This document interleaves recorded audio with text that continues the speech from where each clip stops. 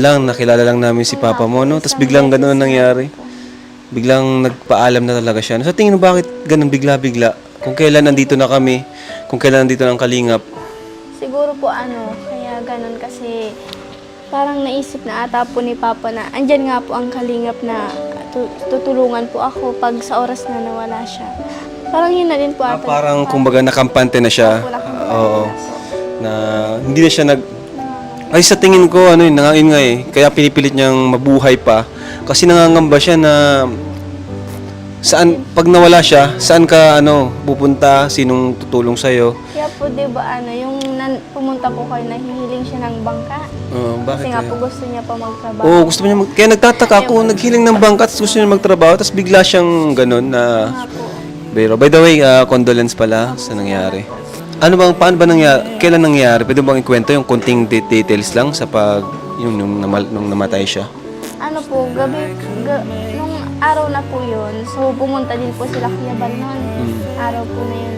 Tapos, nung kinagabihan po, bigla pong na may naririnig akong ang boses ni Papa, hindi na po nakakapagsalita ng Tapos, pinuntahan ko po siya. So, gano'n na po talaga, hindi nakapagsalita sa galaw, hindi na po siya kalahati po ng katawan niya. Hindi na ikagalaw. Parang na-stroke, ganun. Opo. Tapos po, nung dinala na po, transfer po sa Sorsogon, Hospital Sorsogon. So, sinitiskan muna po siya. Tapos po, nakita po sa ulo niya na may dugo sa utak. Okay.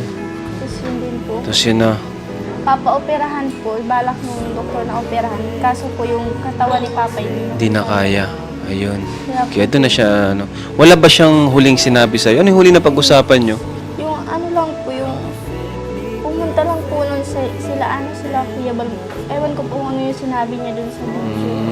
Grabe, Yung wala po to. Talaga natin alam kung kailan tayo kukunin ng Panginoon. Opo, tapos po hinintay niya lang po mabuo kaming tatlong magkakapatid sa siya. Ngayon, anong plano mo ngayon, Piniel? Kasi, ayan, mama mo wala naman na dyan, no? So, papa mo wala na rin. Ngayon, ikaw na lang talaga, no? Sa buhay mo. Yung mga kapatid mo, may pamilya na rin nata yung iba, may asawa na rin. Ano yung tumatakbo sa isip mo at ano yung nararamdaman ng puso mo ngayon?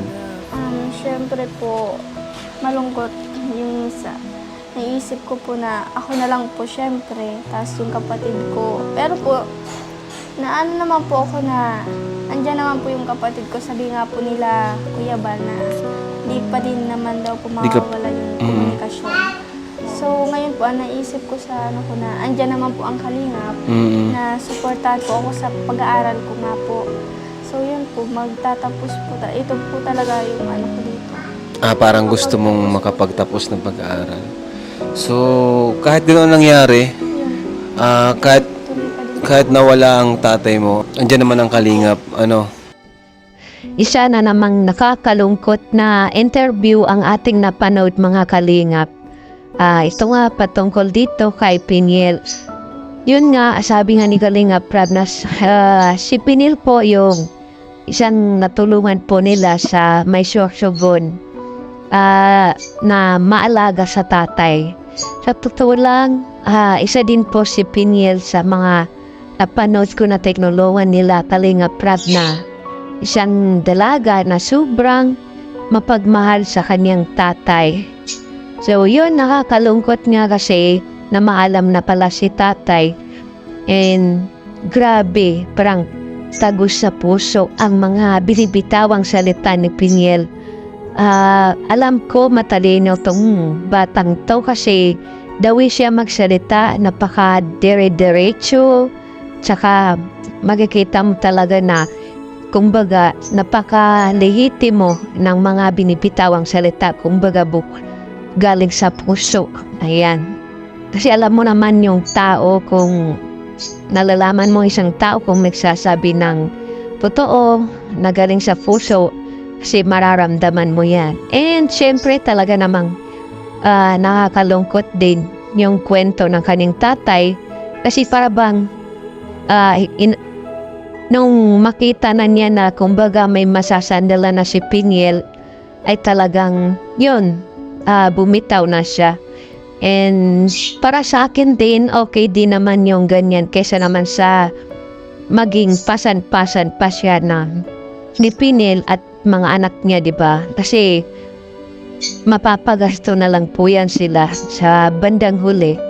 So okay na rin yan para at least habang maaga, makapag-aral ng maayos si Pinel at apag-focus siya kaysa makapag-focus siya mag-alaga sa kanyang tatay. Pero yun, masakit naman talaga na mawala ng mga magulang. At tsaka, yun nga, sobrang sakit. Ramdam ko din yung ganyang pakiramdam kasi nga, kahit ako, wala din po akong tatay. Yan. So, mahirap kasi pag may problema tayo, hinahanap pa rin natin yung parang tulong ng isang magulang. So, yan, sana pakatatag ka na lang, Pinel, at sulitin mo at pangalagahan mo yung tulong na ibibigay ng Kalingap or ni Kalingap Prab. Basta mag-aral ka lang mabuti para mapagtapos ka, matupad mo yung mapangarap mo sa buhay.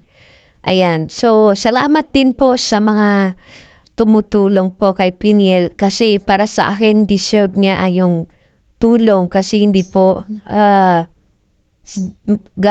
hindi ganon kadali na mawala ng magulang at hindi ganon kadali mag-aral na walang magulang. Sobrang hirap po. Ayan. Sa mga walang magulang dyan, saludo po ako sa inyo kasi napakahirap ng buhay na walang magulang, na walang umaalalay sa'yo. Diba?